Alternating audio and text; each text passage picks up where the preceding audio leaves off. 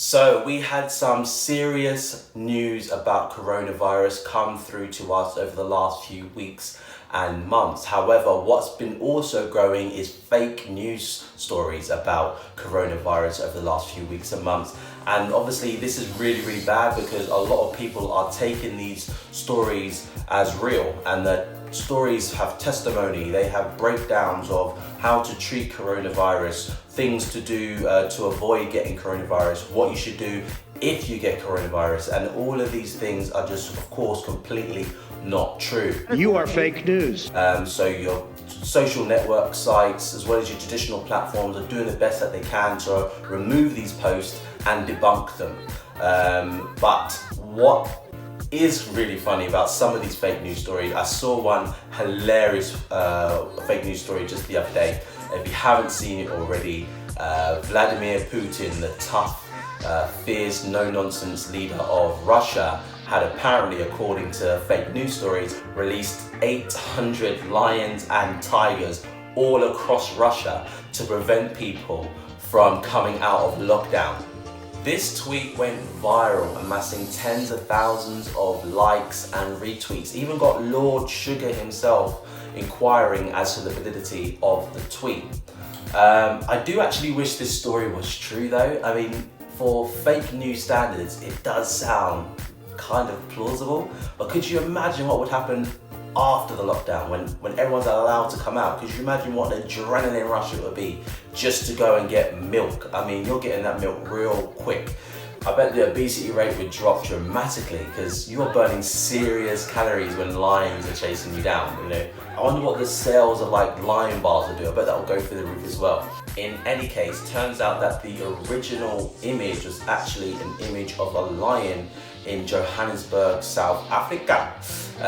Even that itself sounds far more exciting than it actually is, because it turns out the lion has a name. It's called Columbus, and the lion was hired by a film production company that was just doing some shooting. So as the story unravels more and more and more, it gets even more disappointing. It goes from, you know, lions being released by Vladimir Putin all across Russia to the actual truth, which is that it's just a lion on a film set. So that's a bit disappointing.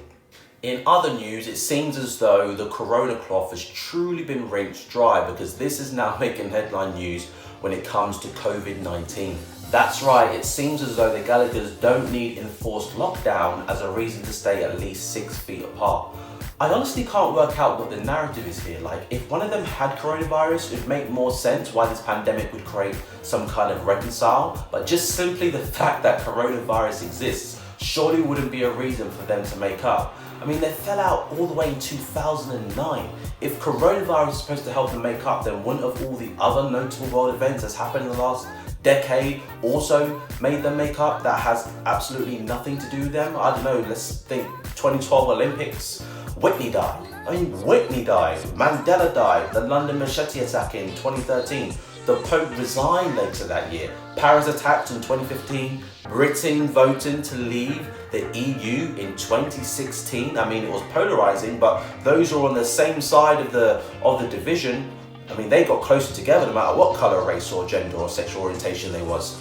I could be missing something here, but I think that this article is a reach at best. Being the really good, kind-hearted citizens that we are, most of us have made the really tough, life-changing decision to be at home, put our feet up, and sit on the sofa. I mean, corona living is really tough, eh guys? But I mean, on a serious note, what is there to get excited about? Well, for starters, Ozark is back. Yes, that's right. From Friday on Netflix, season 3 of Ozark is back, and I literally cannot wait.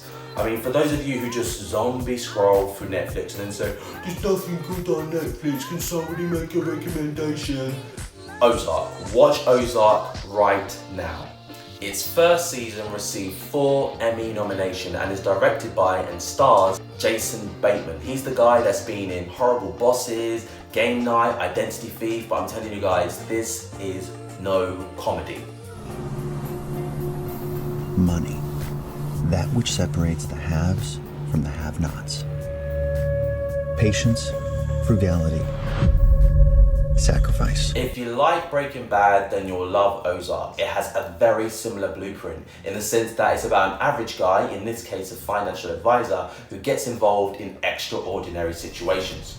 Due to his dodgy business partner making some bad decisions, he has now been left with the consequences of it, which unfortunately means he has to deal with the Mexican cartel and move to the show's main location, Ozark, where he promises the cartel he will find a way to clean $8 million of dirty money in a few years. Choice to move our family to a more peaceful place. Mom, what are we doing here? Your father's laundering money for a Mexican drug cartel. Marty, where's my $5 million? Someone's going to die. Relax. Why do I have this feeling we both know that you'd be better off dead? So out of the blue, he and his family, which alone is a complicated makeup of people, which could probably do a series by itself, has to move to the Lake of Ozarks in Missouri. It is so smooth, it's layered so well, there's so many complex characters that you don't know if you're coming or going. It's proper binge-worthy TV. There's 10 episodes per season, so let's face it, you don't really have anything else to do. I would highly recommend you start watching Ozark right now.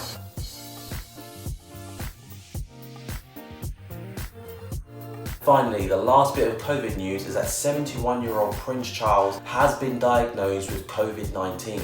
Turns out on Sunday he was showing mild symptoms. He got tested on Monday, and by Tuesday night his test results came back positive for coronavirus.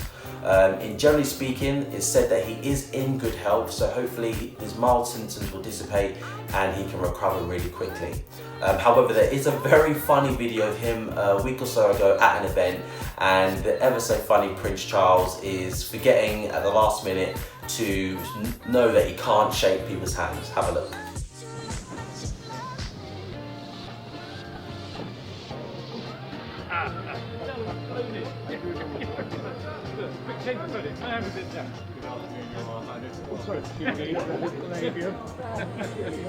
And remember guys, during this lockdown it is going to be tough. There are going to be days where you're going to think, screw it, I just want to go outside. But we need to remember what the bigger picture is and how easy it is to pass this virus on without showing any symptoms. So a very interesting YouGov poll the other day that said 93% of people agree with Boris Johnson's lockdown, and there was only 2% that would not comply. Hopefully the army is knocking at their door. In any case, I hope you all enjoy the rest of your day, and I'll see you guys soon.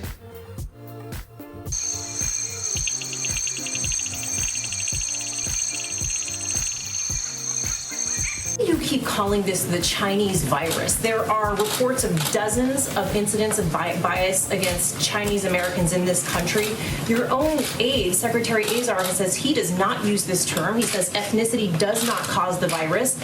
Why do you keep using this? A lot of people say it's racist. It's not racist at all. No, not at all. It comes from China.